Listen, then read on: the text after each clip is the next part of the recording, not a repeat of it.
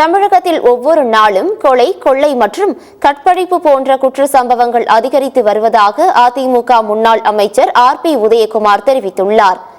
அண்ணா பல்கலைக்கழக மாணவி பாலியல் வன்கொடுமை சம்பவத்தை கண்டித்து யார் அந்த சார் என்ற தலைப்பிலான ஸ்டிக்கரை வாகனங்களுக்கு ஒட்டி அதிமுகவினர் மதுரையில் எதிர்ப்பு தெரிவித்தனர்.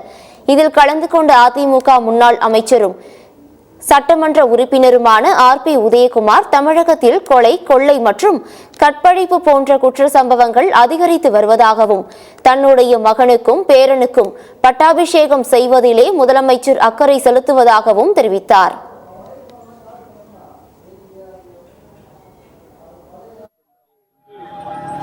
கொலை நடத்துகிற சம்பவங்கள் தினந்தோறும் அரங்கில் வருகிற வேளையிலே அதை தடுத்து நிறுத்த வேண்டிய முதலமைச்சர் அதன் மீது அக்கறை செலுத்தாமல் தன்னுடைய பிள்ளைகளுக்கும் பேரன்களுக்கும் பட்டாபிஷேகம் கௌரவம் சூட்டி வைக்கிற அந்த நிகழ்வுகளை தான் அவர் அக்கறை செலுத்துகிறார் என்பதுதான் இந்த 4 ஆண்டு காலத்திலே நாம் பார்த்திருக்கிறது.